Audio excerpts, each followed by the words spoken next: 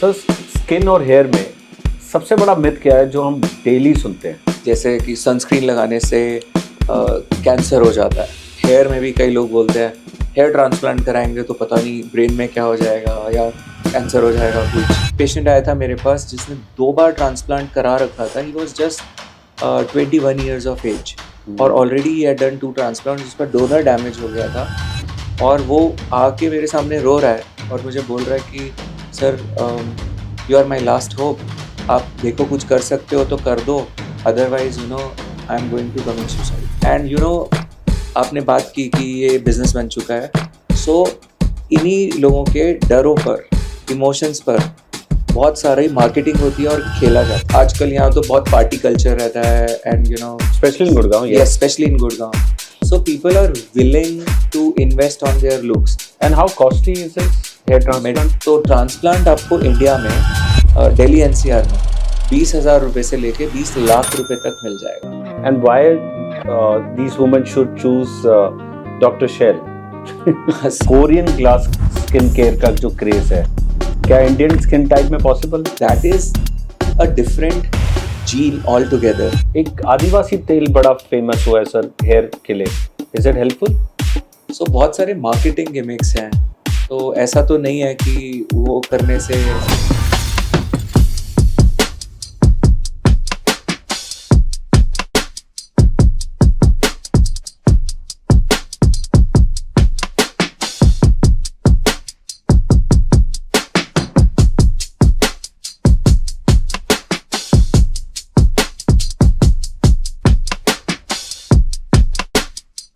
Mirror में अपना चेहरा देखकर और अपने हेयर फॉल देखकर अगर आपका सेल्फ कॉन्फिडेंस हिल जाता है, अगर एक्ने, हेयर फॉल, पिगमेंटेशन आपके दिमाग में इनसिक्योरिटीज़ बना चुके हैं, तो ये चाहे सिर्फ एक इंटरव्यू नहीं, ये एक ब्रेक थ्रू है।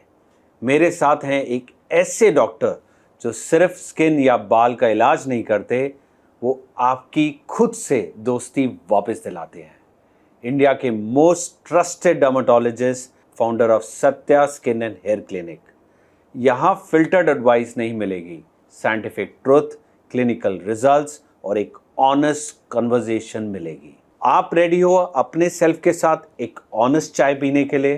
तो चलिए शुरू करते हैं चाय विद चलानी, जहाँ बात सिर्फ दिखने की नहीं, जीने की होती है। सेल्फ कॉन्फिडेंस का फॉर्मूला डॉक्टर के क्लिनिक में मिलता है, not in filters. In this exclusive episode of Chai with Chalani of Satya Clinic drops truth bombs on skin hair myths, hair losses, self-love and the science behind real beauty. Ready to meet yourself now? Watch now. Sir skin और hair में सबसे बड़ा myth क्या है जो हम daily सुनते हैं? कि जैसे कि सनस्क्रीन लगाने से कैंसर हो जाता है, तो स्किन में बहुत लोग ऐसे बोल देते हैं, ऐसा नहीं होता। और हेयर में भी कई लोग बोलते हैं हेयर ट्रांसप्लांट कराएंगे तो पता नहीं ब्रेन में क्या हो जाएगा या कैंसर हो जाएगा कुछ। तो इस तरीके की बहुत सारी चीज़ें हैं जो कॉमनली चलती है। मैं एक अगर बहुत छोटी सी बात बोलूँ तो when I started my practice, तो मुझे कुछ पेशेंट्स ने ऐसे बोला कि सर देखो जो हेयर कलर है उसे लगाने से तो बाल अच्छे हो जाते हैं और मेहंदी लगाएं तो बाल खराब हो जाते हैं। अब ये तो उल्टा है। आप मेहंदी लगाते हो तो वो तो फिर भी एक नेचुरल प्रोडक्ट है, हेयर कलर तो जब तीसरे, चौथे, पाँचवें, 10वें पेशेंट ने मुझे ये बात बोली तो मैंने उनसे पूछा आपको ये बताया किसने? तो उनका जवाब था पार्लर वाली आंटी ने। सही बात है। So you know so there are lot of propagated myths about skin and hair जो कि लोग अपने अपने फ़ायदे के लिए डिफरेंट जगह पर सुन लेते हैं और करते हैं। सर सच तो यही है कि जो हेयर की बात है वो आपके सलून से ही स्टार्ट होती है। तो सबसे पहले मेरा ये क्वेश्चन है कि क्या हेयर में केमिकल जो हम लगाते हैं हेयर कलर के लिए, जो हम भी यूज़ करते हैं, वो लगाना चाहिए? Is it advisable? So certain things are necessary evils, मतलब आप समझो एज लॉन्ग एज आपका काम चल रहा है नेचुरल चीज़ों पर, जो कि जिसमें कि हिना आती है, ठीक है, तो इंडिगो और हिना ये 2 चीज़ें होते हैं, इनके मिक्सचर काफ़ी सारे अवेलेबल है मार्केट में। जो non chemical based hair colours होते हैं, तो आप ये यूज़ कर सकते हैं। हालांकि ये कलर उतने ज़्यादा लंबे नहीं चलते, उतने वॉश नहीं निकालते, और बट फिर भी आप यूज़ तो कर ही सकते हो। As far as possible chemicals should be avoided. और अगर आपको लगता है कि नहीं चलेगा, अभी उम्र नहीं आई है कि बाल सफ़ेद दिखें, तो लगा सकते हैं, but one should always do a test patch पीछे यहाँ पे लगा के, उसके बाद देख कर कि कोई एलर्जिक रिएक्शन नहीं है तो फिर आप उसको बालों में लगा सकते हैं, अमोनिया फ्री हो। अच्छा, तो इट इज BPD, हाँ। रियली देयर अमोनिया फ्री जैसे, या is it a sale technique जो सलून वाले यूज करते हैं? तो ऐसे आते हैं लॉरियल वगैरह, ऐसे कई कंपनीज जिनके आते हैं। एक मैं no disclaimers, but ya I use a Japanese brand called Bijin, काफ़ी अच्छा रहता है। हाँ, और ऐसे that's more of a beard colour और you can use it both for scalp and beard. अच्छा, is it very good for hair color as well? अच्छा Because है, अच्छा है। that's again a myth, because it's normally said that it's good for beard color only. नहीं नहीं, it's good, It's I good. Have applied that. Oh, wonderful. एक और चीज आती है सर, नेक्स्ट स्टेप अगर जब हेयर खराब हो रहा हो तो look, people advise to go for PRP. Is it a permanent solution? Is it painful or is it advisable? So PRP is platelet rich plasma. It's a scientifically proven technique, और जिसमें कि आपके body से blood cell निकाले जाते हैं, उसमें से प्लेटलेट्स सेपरेट करते हैं और स्कैल्प में आप स्टिमुलेट करते हो माइक्रो स्टिमुलेशन इंजरी के थ्रू। हेयर ग्रोथ इम्प्रूव करता है, टेक्सचर इम्प्रूव करता है। बट आप ऐसा सोचो कि बहुत बड़े और घने बाल उगा देगा, तो इतना भी नहीं होता। दूसरा, अब बहुत ज़्यादा कमर्शलाइज हो गई है ये चीज़ें, और आप देखेंगे अक्सर इवन क्लिनिक्स, और आजकल तो इतने सारे एस्थेटिक सेंटर्स खुल गए हैं, पता ही नहीं चलता कि ये डॉक्टर का क्लिनिक है या ये कोई एस्थेटिक सेंटर है। तो salons turn into so called clinics, Oh, really? जहाँ पर हाँ. जहाँ पर आपको डॉक्टर्स भी मिल जाएंगे, पर वो डॉक्टर्स हो सकता है हिंदी में PhD डॉक्टर हो। और तो ऐसे बहुत सारे लोग निकल आते हैं। तो मल्टीपल सेशंस ऑफ PRP, जो मेरा ऑब्जर्वेशन है वो ये कि कोई फ़ायदा नहीं करता। तो अक्सर लोग जब PRP के सेशंस लेते हैं इस उम्मीद में कि दूसरा, तीसरा, चौथा, पांचवा करते करते तक इफ़ेक्ट आएगा, so that is waste of money, energy, time and blood.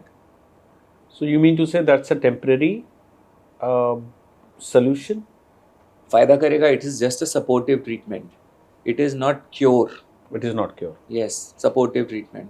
अभी इसी के कई वेरिएंट्स होते हैं जो आप देखते हो मार्केट में, जिसको GFC बोलते हैं, ग्रोथ फैक्टर कंसंट्रेट, और ऐसे और आते हैं QR678 और बहुत सारे, अभी एक्सोसोम्स भी। तो but see, these things are over marketed, over hyped, और ओवर सोल्ड। तो बहुत सारे लोग, पेशेंट्स हमारे पास आते हैं यही सब करा के, बट ड्यूरिंग दैट पीरियड वो जो असली ट्रीटमेंट था, जो कि सही ट्रीटमेंट था, उस समय जो कराते और उनके बाल बचते, वो उसे मिस कर जाते हैं, और they end up actually not just losing money, but losing the opportunity to retain their hair, sustain their hair. Oh. So is hair transplant the permanent solution? नहीं, ये भी परमानेंट सोल्यूशन नहीं है। तो सी, किसी का भी हेयर गिर रहा है तो वो अक्सर ऑनलाइन पोर्टल्स आजकल पहले देखते हैं, है ना, जैसे पहले चाचा, ताई, मामी, ये सब लोग बता देते थे, आजकल online. So there are so many online portals जहाँ पर वो जाते हैं, which you open your Instagram, तो पूरे फीड में भर जाएगा, आप देखोगे तो। Correct. बहुत दफ़ा टेम्पटेशन भी होता है, अच्छा चल लेट मी ट्राई। तो बहुत लोग कितने कितने 10-10, 20-20 प्रोडक्ट ट्राई कर कर आते हैं, बट इन सब ट्राई में they keep losing their hair. So the best person to guide you is your dermatologist whom you trust, किसी के पास रेफरेंस से जा रहे हैं या कैसे, और वो आपको गाइड करेंगे कि आपके ग्रेड ऑफ बाल्डनेस के लिए, आपके प्रोग्रेशन ऑफ डिजीज़ के लिए क्या ट्रीटमेंट आपके लिए सही है, क्या मेडिकली चीज़ें ऐड करनी चाहिए, कुछ मेडिसिन्स, क्या लाइफस्टाइल मॉडिफिकेशंस से सुधारा जा सकता है, क्या PRP करना चाहिए या फिर ट्रांसप्लांट करना चाहिए। ट्रांसप्लांट के भी बहुत सारे वेरिएंट्स होते हैं। फिर डॉक्टर साहब, प्रॉब्लम पता है क्या आती है, which I have also faced, to identify and choose the right dermatologist. What happens is hair transplant is always a very costly thing, and it's more of glamour, more of celebs, and especially when it comes to skin also, but before coming to that, so how to choose, because क्या है कि ये एक business बन चुका है. जैसे आपने बोला इंस्टाग्राम रील्स आप निकालते हो तो बहुत सारे आ जाते हैं. तो for a common man to decide is by word of mouth और बाय सम रेफरेंस और बाय सीइंग रील्स. सो वो कैसे किया जाए? ये बहुत ही इंपॉर्टेंट और लॉजिकल क्वेश्चन पूछा आपने, because eventually patient has to believe someone. जब आप अपना सर दे रहे हो ट्रांसप्लांट के लिए, या अपना स्किन दे रहे हो कुछ फिलर के लिए या किसी भी चीज़ के लिए, तभी दे पा रहे हो जब आप ट्रस्ट कर रहे हो. अब ट्रस्ट करने के लिए obviously you can see the degree of the doctor. So ऐसे बहुत सारे थोड़ा थोड़ा करके इसको सेपरेट करते जाते हैं. Let us sail through this. Correct. तो एक हो गया कि आपने देखा चेन क्लिनिक्स चल रहे हैं, बहुत सारे सेंटर्स खुले हुए हैं. The clinics are not owned by doctors. Okay. So these are clinics, I should not use the word clinics, rather these are centers, business centers, opened by a businessman, where doctors are hired and they follow जो उनको बताया जा रहा है कि भाई okay ये मेरे आपके सेल टारगेट है, आप ये वाले करो. सो ऐसी चीज़ों से तो बचे. Okay. At least you go to a clinic which is run by a doctor, owned by a doctor, because वो डॉक्टर आपको वहाँ मिलेगा कल. नहीं तो आप किसी भी जगह जाते हैं, किसी भी सेंटर में कमर्शियल, कौन मिल रहा है कोई भरोसा नहीं. सो ये आपका एक बहुत मेजर चंक साफ कर देता है, बिकॉज 99.9% लोग एक्चुअली में सही डॉक्टर जो डर्मेटोलॉजिस्ट हैं उनके पास पहुँचते ही नहीं. तो उनकी डिग्री चेक करें. तो बहुत दफ़ा लोग डर्मेटोलॉजिस्ट लिख देते हैं. आजकल डेंटिस्ट भी डर्मेटोलॉजी, कॉस्मेटिक डर्मेटोलॉजी में है. अच्छा. गायनेकोलॉजिस्ट भी कॉस्मेटिक डर्मेटोलॉजी में है. और कौन नहीं है. इनफैक्ट मैं जिस सैलून में अपने बाल कटवाता था, वहाँ पे जो बंदा मेरे बाल काटता था उसने भी अपना हेयर ट्रांसप्लांट सेंटर खोल लिया. सो ऑब्वियसली आप ऐसी चीज़ों से बच सकते हैं. हेयर ट्रांसप्लांट कोई मजाक नहीं है. People have lost their lifes during hair transplant. ऐसे केसेस इंडिया में, दिल्ली में, एनसीआर में भी कितने हो चुके हैं. तो और ये भी एक ग्लोबल फिनोमिना है. इंडिया में बहुत ज़्यादा है, रूल्स रेगुलेशंस अभी उतने अच्छे से है नहीं. तो दूसरा ये कि जब आप किसी भी डॉक्टर के पास जाएं तो जनरली एक बहुत सिंपल चीज़ है, जो इन्फॉर्मेशन आपको ये दे कि बस ओके ऐसा दिखता था, ऐसा हो गया, आ जाओ करा लो. So this information takes away time from you to think. जबकि अगर जैसे अब हम जब देखते हैं, हम करते हैं, तो पेशेंट को ना थोड़ा सा प्रोज एंड कॉन्स दोनों चीज़ें समझनी चाहिए, rather than jumping on to it. और बिफोर चूजिंग एनीवन आपको अपना माइंडसेट एज अ पेशेंट भी ठीक करना चाहिए. बिकॉज बहुत सारे लोग डेस्परेशन की फ्रीक्वेंसी से सॉल्यूशंस ढूंढ रहे होते हैं. और मेरा हेयर फॉल हो गया है, मैं गंजा हो गया हूँ, मैं एक्सेप्ट ही नहीं कर सकता अपने आप को, मुझे किसी भी कीमत पे बाल चाहिए. और वो किसी भी कीमत किस हद तक चली जाती है, वो फिर people have lost their lives. ऐसा कोई केस आपके सामने आया हो, specially main, women I can understand relatively, but main के केस में भी ऐसा हुआ कि आपको कोई ऐसा केस याद आ रहा हो? एक नहीं, हज़ारों है. क्या बात कर रहे हो? तो ऐसे भी केसेस हैं. जैसे I had a patient from Bangalore के किसी सबर्ब में से थे. तो ही केम टू मी विद मिठाई, एक वो, और उन्होंने बोला कि ये मेरे पेरेंट्स ने भेजी है आपके लिए. मैंने कहा क्यों? बोले कि मैं 8 साल से अपने रूम से बाहर नहीं निकला हूँ. मेरे पेरेंट्स ने वो एक डोर में एक छेद सा बना रखा है, वहीं से मुझे खाना वाना देते हैं. I haven't come out of my room. तो उन्होंने बोला कि मैंने आपका कोई यूट्यूब पे वीडियो वगैरह देखा, मुझे उम्मीद जगी, then I came from there. My parents have sent their wishes and regards to you. तो आप देखो हेयर कैसे साइकी को अफेक्ट करता है.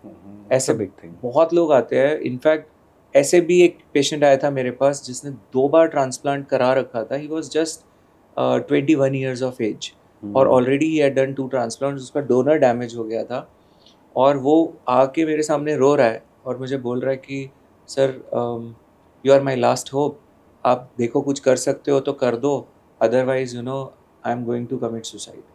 और ऐसा इतना इमोशनल अटैचमेंट के साथ लोग आते हैं. एंड आपने बात की कि ये बिज़नेस बन चुका है. सो इन्हीं लोगों के डरों पर, इमोशंस पर बहुत सारी मार्केटिंग होती है और खेला जाता है, जो कि बिल्कुल सही नहीं है. इंडस्ट्री का एक ट्रेंड है जहाँ पर ये बेचते हैं डर को और लालच को. अरे इतना है, ऑफ़र है, ये है, बट और डर, स्पेशली डर नहीं, जो ऑलरेडी डरा हुआ है उसकी लाइफ में हम कैसे कंट्रीब्यूट करें, हम कैसे उसके उस डरों से बाहर निकालें, ये काम है एक डॉक्टर का, हीलर का, रादर देन कि उसको हम और डराएं और उसको हम बोलें कि तू कराएगा नहीं तो तेरी तो लाइफ ही खराब। For you, a patient without hair is a patient or a human being crying for help. या सी ऑब्वियसली यू आपको तो आप अपने पेशेंट को जब आप देखते हो, सर वो मेंटली बहुत डिस्टर्ब्ड है, बिल्कुल तो आप एक हीलर भी हो, आप एक म्यूजिशियन भी हो, आप एक एस्ट्रोलॉजर भी हो, आप एक डॉक्टर भी हो, तो जब एक पेशेंट वॉक इन करता है आपके केबिन में, तो आप उसको कैसे समझाते हो कि बिकॉज हेयर ट्रांसप्लांट एक कॉमन मैन के लिए एक पेन वाला इमेज आती है कि यार हेयर ट्रांसप्लांट हो रहा है मेरा, may be the result should be good, that's what he is here for, but जब आपके यहाँ ऐसा पेशेंट वॉक इन करता है तो आप उसको कैसे मैनेज करते जो भी पेशेंट हमारे सामने आकर बैठता है, हो? एक तो वो बाल खोने का उसको पहले ही डर है और खो ही चुका है, घबराया हुआ है, सोशल एक्सेप्टेंस नहीं है उसकी, वो अपने आप वो बड़ा परेशान है। फिर ट्रीटमेंट ऑप्शंस, वो हज़ार तरीके के ट्रीटमेंट ऑप्शंस देख कर आया है, इंटरनेट में 50 हज़ारों ऑप्शंस हैं। उसके बाद उसका भी कन्फ्यूजन है। फिर इनमें से कई लोग तो अपनी फैमिली से लड़कर आते हैं, Correct. बच्चे होते हैं उनको, कईयों को तो के पास पैसे भी नहीं होते, पेरेंट्स से लेकर आते।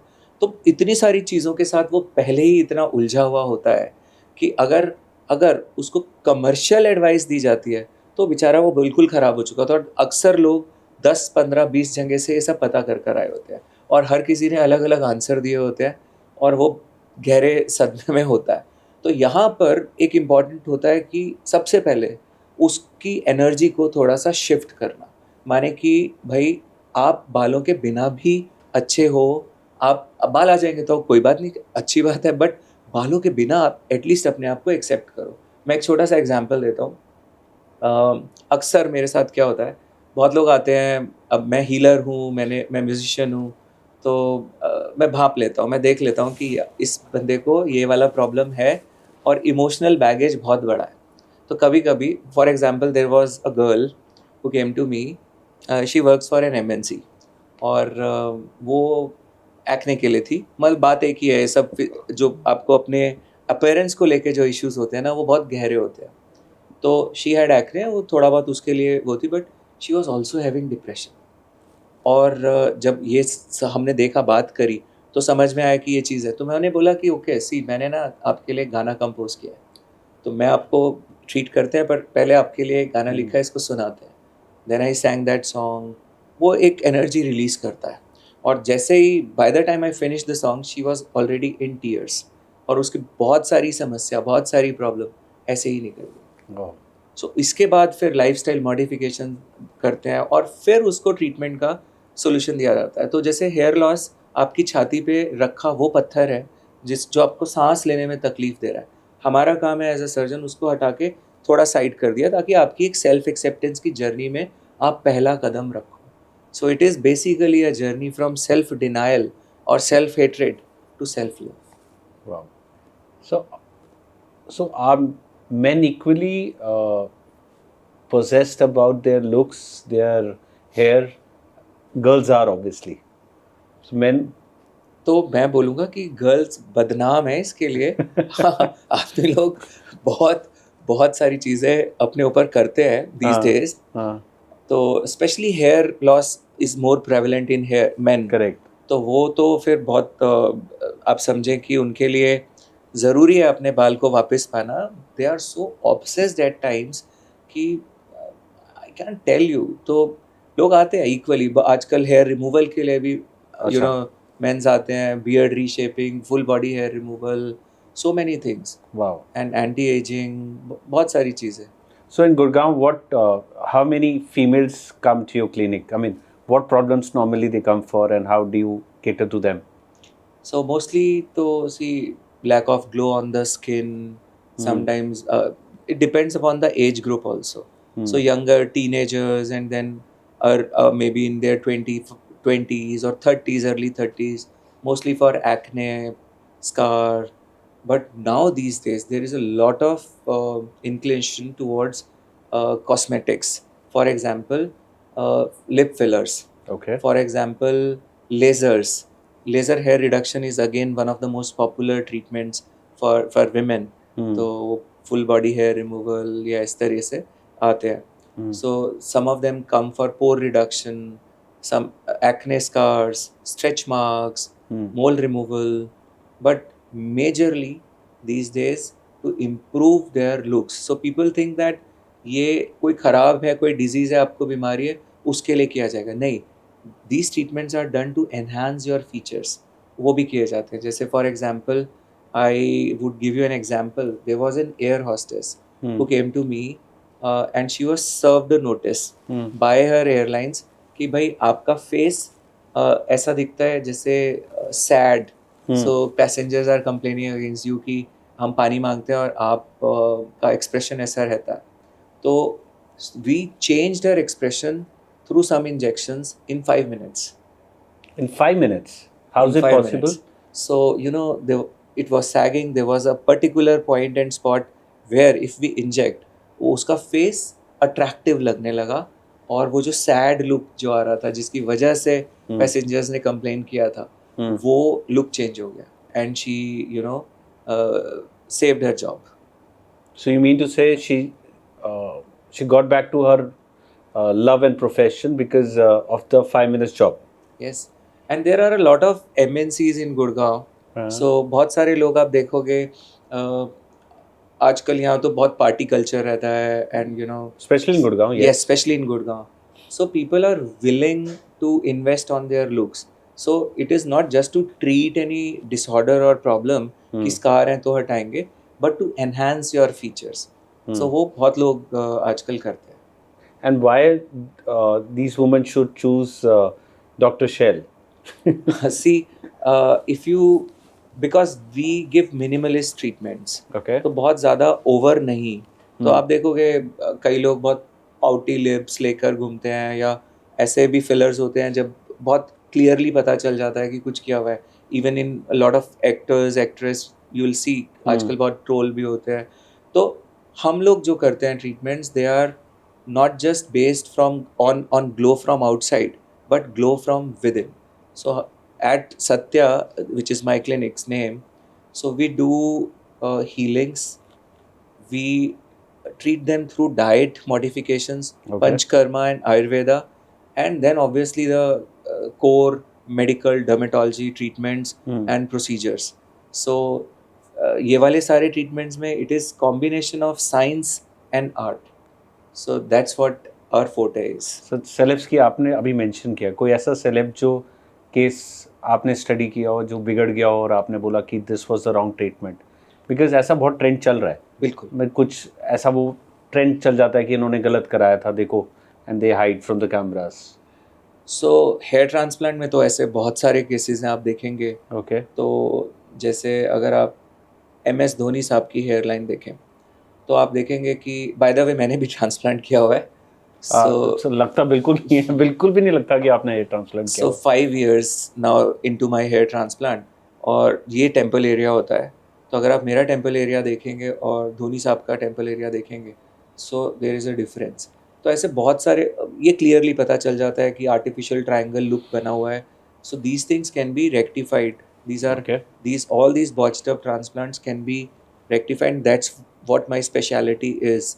तो हमारे पास बहुत सारे केसेस इस तरीके के आते हैं. आप देखें रणबीर कपूर की हेयर लाइन, उनके भी आप बहुत ज़्यादा सुंदर नहीं दिखेगी. अभी पीछे एक क्रिकेटर बहुत पॉपुलर हुए थे शमी साहब, उनका भी ट्रांसप्लांट था और पीछे आप देखें तो बहुत खाली हो गया. सो वीरेंद्र सहवाग, इनके भी ट्रांसप्लांट को लेके काफ़ी प्रॉब्लम्स रही. सो हेयर ट्रांसप्लांट एक ऐसी चीज़ है जहाँ पर आपको रिपीटेड प्रोसीजर्स के लिए जाना पड़ता है. तो आपको अपनी जर्नी को एक्चुअली में प्लान करना चाहिए जिसमें मेडिसिन के रोल और जो ट्रांसप्लांट में आप जो स्किल लगा रहे हो, टेक्निक्स को कंबाइन करके कर रहे हो, उसको प्लान करना पड़ेगा, एग्जीक्यूट करना पड़ेगा. सो ज़्यादातर ट्रांसप्लांट के रिजल्ट्स दवा के ऊपर बेस्ड होते हैं जिसमें 80 to 90% कॉन्ट्रीब्यूशन दवा से आया हुआ होता है और सिर्फ 10 से 20% एक्चुअली में ट्रांसप्लांट रिजल्ट होता है. तो ये ट्रांसप्लांट्स जो हैं these are recipe for disaster. They look good for 6 months. तो 6 महीने के लिए तो शाहरुख खान कोई भी बना देगा, बट उसके बाद पूरा जीवन भर खाली सर लेके घूमना है तो फिर प्रॉब्लम्स है. So do you recommend for all the women who want to enhance their looks and if they can afford to enhance their looks?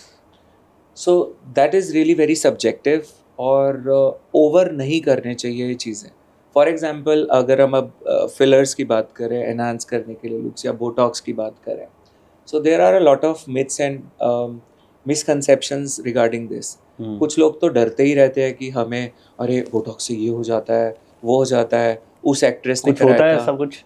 सो देखो आज अगर हम हॉलीवुड बॉलीवुड की बात करें तो या नॉर्मल में भी मतलब डे टू डे लाइफ में आपके फ्रेंड्स आप बहुत लोग कराते हैं, but you get to know about only those cases जो खराब दिख रहे होते हैं. Correct. वो खराब क्यों दिखते हैं? क्योंकि वो ओवर किए गए केसेस हैं. So if you start chasing every wrinkle and every line तो फिर तो बहुत प्रॉब्लम हो जाएगी. सो मैं हमेशा बोलता हूँ कि जो भी ये प्रोसीजर्स कराने जा रहे हैं उनका और जो ये कर रहे हैं डॉक्टर उन दोनों का जो मानसिक संतुलन है वो बहुत सही होना चाहिए. बिकॉज अगर वो एक बहुत बड़ी फ्रीक्वेंसी ऑफ लैग से करा रहे हैं तो ख़राब हो जाएगा. और डॉक्टर अगर सोच रहे हैं अरे नहीं वो तो जितना बोलते हैं भाई करते चले जाओ अपने को तो पैसे ही मिलेंगे, तो ये गड़बड़ होता है. सो आप देखें अक्सर पेशेंट्स आके बोलते हैं कि कुछ मिस यूनिवर्स रही थी सुष्मिता जी और ऐसे बहुत सारे लोग हैं, जितेंद्र जी, इनका ऐसा क्यों दिखता है? जितेंद्र जी ने भी हेयर ट्रांसप्लांट कराया हुआ है. नहीं, फिलर्स. तो तभी वो थोड़े से मतलब ही लुक्स डिफरेंट. हाँ, ही लुक्स डिफरेंट, थोड़ा वो प्लास्टिक लुक बन जाता है. तो बिकॉज सी आप हर चीज़ इससे रिवर्स नहीं कर सकते हो. तो कभी कभी कुछ चीज़ें होती है जहाँ पे आपको सर्जिकल करेक्शंस की ज़रूरत होती है, यानी कि सर्जिकल फेसलिफ्ट्स. तो वहाँ पर आप सब चीज़ इसी से करने की कोशिश करो तो फिर प्रॉब्लम होता है. ओवर ना करें, एक सीमा में रह के मर्यादा में रह के अगर इन प्रोसीजर्स को किया जाए तो एक नेचुरल और अच्छे रिजल्ट्स अचीव किए जा सकते हैं, जिसे मैंने भी किया हुआ है. मेरा भी माई एज इज़ नाउ 49. तो you don't look at all 49. But सबसे इम्पॉर्टेंट चीज़ है कि जो भी प्रोसीजर्स किए जाएं अगर वो बहुत सटल वे में किए जाएं, मिनिमलिस्ट, तो you know they stay, the results look good, natural, और वो लंबे भी चलते हैं. Side effects. I have few questions which we have on popular demand. मैं एक अगर आपसे पूछना चाहूँगा sir. One common question, celebrity जो स्किन केयर का सीक्रेट्स क्या है सर? सो देखो some of them are really born with great genes, है ना. बट बाकी क्या है कि बहुत सारे सेलिब्रिटीज़ को जब हम देखते हैं मेकअप का भी बहुत कमाल होता है. तो आप सोचें कि वो इतने काले थे अब इतने गोरे हो गए, अक्सर यही लोग बोलते हैं. तो कई एक्ट्रेस के बहुत नाम लेते हैं, काजोल एंड ऑल ये सब. तो आप देखें ज़रूरी नहीं है कि आप जो देख रहे हो, जो स्क्रीन पर देख रहे हो, कैमरा एंगल्स, है ना, मेकअप, बहुत सारी चीज़ें उसके अंदर होती हैं. But yes, they do take care of their skin and it is not just the skin care but the overall. आप सोचें आप खाएंगे तो छोले भटूरे भर भर के और आपकी स्किन और जो फिगर है वो शिल्पा शेट्टी जैसी हो जाए, तो वो तो पॉसिबल नहीं है. So it is a holistic approach which these people follow because of maybe compulsion of their demand of the job. तो उसमें आपको ये सब चीज़ें भी इंटीग्रेट करनी चाहिए. आप देखें कितने सेलेब्स हैं जो कितना स्ट्रिक्ट डाइट फॉलो करते हैं. सो आप मतलब सिर्फ इंजेक्शंस और सिर्फ ट्रीटमेंट से नहीं, मेहनत तो करनी पड़ेगी. और सर ये जो कोरियन ग्लास स्किन केयर का जो क्रेज़ है, क्या इंडियन स्किन टाइप में पॉसिबल है? So see that is a different gene all together, है ना. जब हम कोरियन स्किन देखते हैं एकदम फ्लॉलेस, एकदम शाइनी, सो इसके नाम पे बहुत बिजनेस होता है. But yes, for our skin type, Indian skin type, we can improve the quality, we can improve the texture. हम अपने पोर्स वगैरह को रिड्यूस कर लें, इवन स्किन टोन अचीव कर लें, that is very much achievable. But आपका skin एक कोरियन की तरह दिखने लगे, but that is just a marketing. This is a misnomer actually. Okay. This is a misnomer.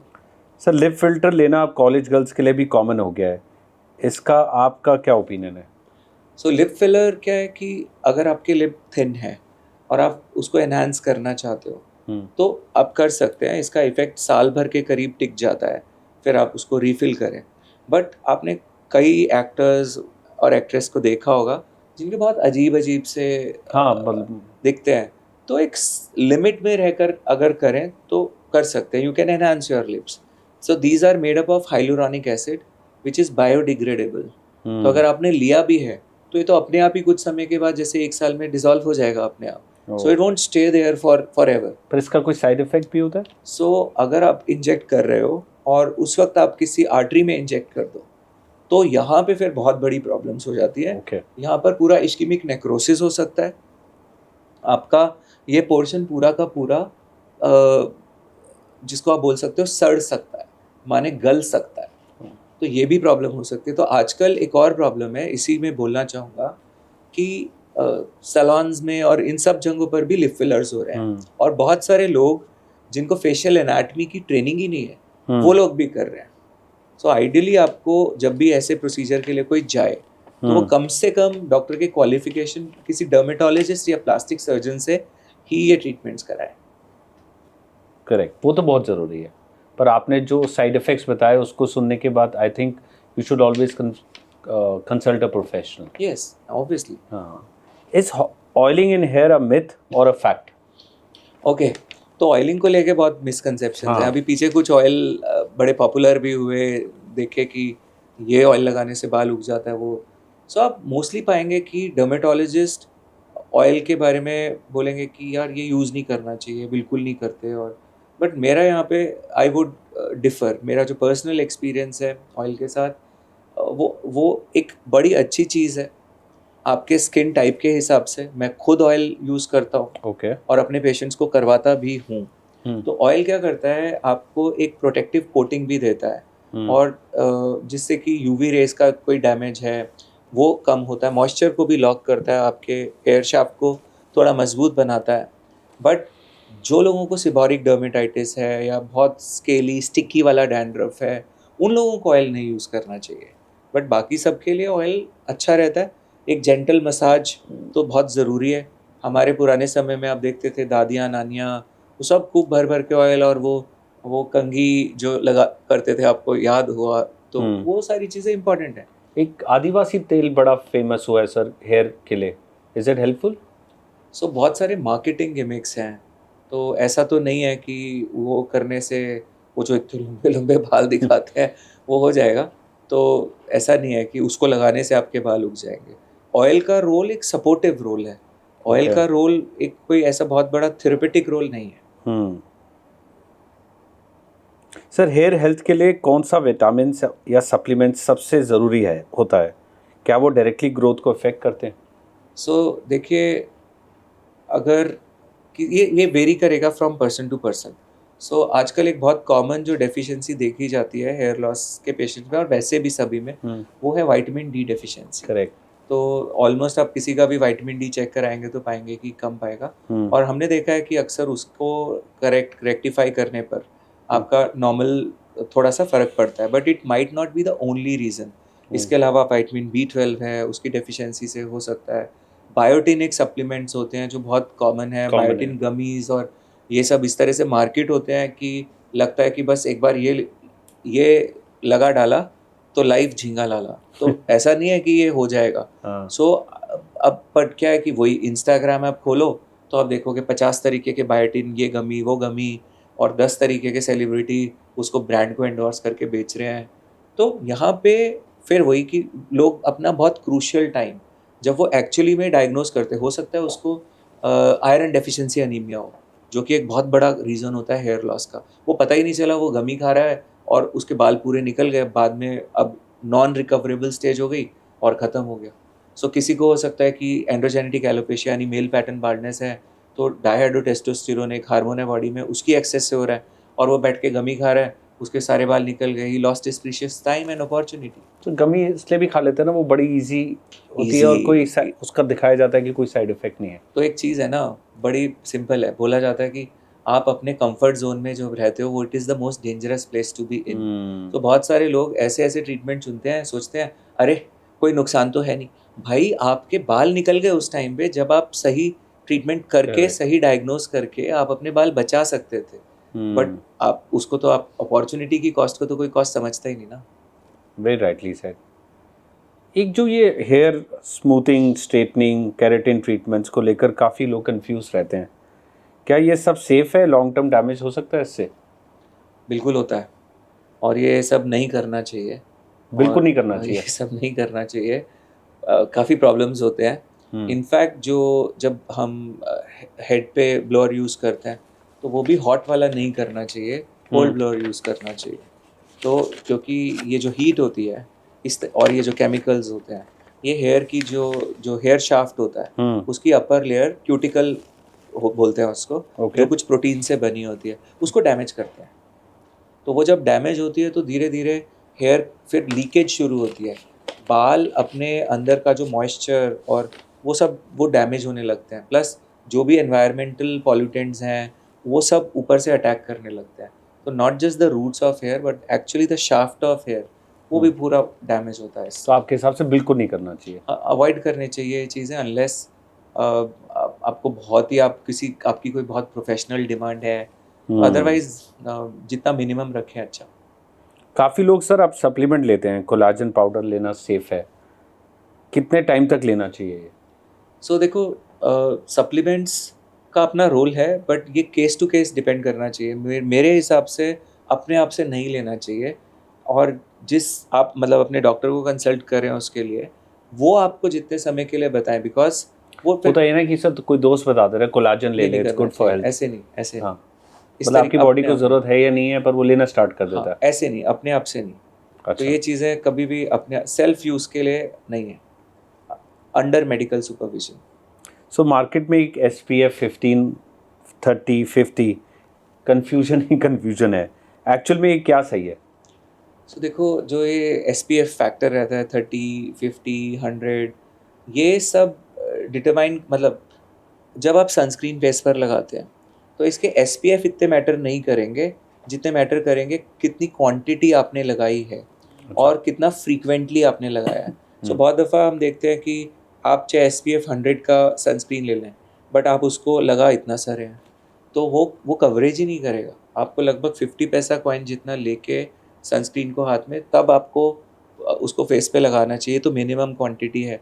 Plus if you are staying out in sun तो लगभग 1 घंटे, मतलब अगर विगरस स्वेटिंग है तो 45 मिनट्स टू 1 आवर आपका सन प्रोटेक्शन ख़त्म हो जाएगा। आपने चाहे 100 का लगाया चाहे 200 का, you will have to reapply. तो reapplication, frequent application and the quantity matters more.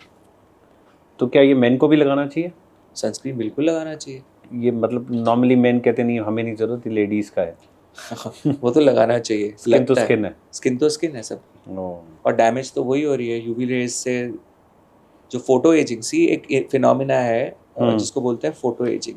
तो ओके। फ्री रेडिकल डैमेज आपके स्किन के ऊपर होता है, और एंटी एजिंग ट्रीटमेंट्स का लगभग 30 to 40% पार्ट जो है वो एक proper use of sunscreen he cover कर लेता है। सर नॉर्मली मैंने देखा है जैसे डर्मेटोलॉजिस्ट कहते हैं कि PRP करा लो, क्या उसके साथ साथ मल्टीविटामिन्स जैसे आपने बताया विटामिन B12, D और कोई और मेडिसिन भी लेना मैंडेटरी है, या सर PRP करा लो मेडिसिन मत लो, या मेडिसिन ले लो PRP मत कराओ, या हेयर ट्रांसप्लांट मत कराओ? सो सी, एक टोटलिटी में देखना पड़ता है, और 3 रिसोर्सेज होते हैं जब हम किसी हेयर के ट्रीटमेंट की बात कर रहे हैं। एक रिसोर्स दवा हो गया, दूसरा रिसोर्स PRP हो गया, और तीसरा रिसोर्स जो है वो हेयर ट्रांसप्लांट हो गया। So these are like 3 legs of a tripod. अगर हम एक लेग को बहुत ज़्यादा खोलेंगे तो it will just topple it down, और वो गिर जाएगा, डिसबैलेंस हो जाएगा। दवाइयों का अपना रोल होता है, इसमें 2 मेजर दवाइयाँ होती है, मिनॉक्सिडिल एंड फिनेस्ट्राइड। और ये एक कॉमन प्रिस्क्रिप्शन में रहती है। अक्सर बहुत सारे लोग ये यूज़ कर चुके होंगे या करने का बारे में सोच रहे होंगे। दवाइयों के साथ 2 मेजर समस्याएं होती हैं, एक डिपेंडेंस और एक दूसरा टॉलरेंस। डिपेंडेंस मतलब असर तब तक ही रहता है जब तक आप यूज़ कर रहे हैं, छोड़ने पे बाल और ज़्यादा तेज़ी से गिरने लगते हैं। और तो ये फैक्ट है, गिरते हैं बाल छोड़ने पे? बिल्कुल गिरते हैं। तो आपको इसीलिए अब बहुत दफ़ा ये ऑनलाइन पोर्टल्स पर मेडिसिन ले लेते हैं, और वहाँ पर बताते हैं तो वो बोलते हैं कि आप भाई 6 महीने का कोर्स है, कर लो, उसके बाद क्या? उसके बाद आप छोड़ोगे तो बाल आपको और तेज़ी से छोड़ेंगे, आप खाली हो जाओगे। तो कब तक लेना होता है ये? तो वही है कि ये लेते रहना पड़ता है। अब आप लगातार कोई दवाई लेते रहो तो टॉलरेंस बन जाती है बॉडी में, तो फिर आपको एक्चुअली में उसकी परसेंटेज और उसकी स्ट्रेंथ बढ़ानी पड़ती है, which can in turn increase the risk. Risk भी क्या क्या होते हैं? मिनॉक्सिडिल तो चलो टॉपिकल है लगाने का, उतना ज़्यादा प्रॉब्लम नहीं। But finasteride is a medicine जिसकी वजह से हम देख सकते हैं कि सेक्सुअल साइड इफ़ेक्ट्स हो सकते हैं, erectile dysfunction, loss of libido, gynaecomastia, then उसके अलावा clouding of consciousness, brain fog, depression and even sometimes suicidal tendencies. तो ऐसे दवाइयों को जब आप ज़्यादा यूज़ करते हैं, तो अभी मैंने बोला था कि तकरीबन 20% ट्रांसप्लांट और 80% दवाई वाला फार्मूला बहुत अच्छा बिकता है।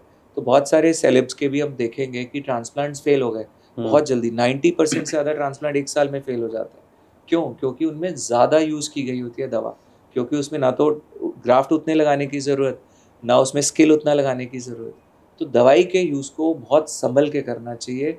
हमने पिछले 20 साल से एक माइक्रो डोजिंग कॉन्सेप्ट डिवाइस किया हुआ है, जहाँ पर कम डोज में दवाई दी जाती है। जब तक अवॉइड कर सकते हैं अवॉइड करना चाहिए, जब देनी है तो minimum dose with strategic breaks.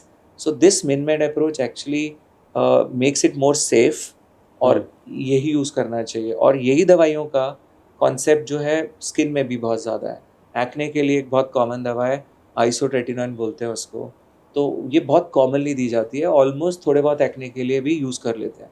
But the medicine has serious side effects which may include hair loss, depression, anxiety, suicidal tendencies, और उसके अलावा भी बहुत सारे। सो दैट मीन्स अगर मैंने एक बार ये मेडिसिन स्टार्ट करी तो मेरे को परमानेंटली ये लेनी है? यस, तो लेनी पड़ती है। और कुछ केसेस में अगर आप समझदारी से चलो, जैसे मैंने बोला मिनमेड अप्रोच पे, तो हम दवाई को डिसकंटिन्यू भी कर सकते हैं कुछ समय के बाद।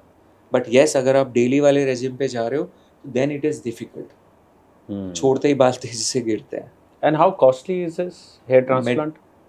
तो ट्रांसप्लांट आपको इंडिया में दिल्ली एनसीआर में 20,000 रुपये से लेके 20 लाख रुपए तक मिल जाएगा, इससे भी ज़्यादा थोड़ा।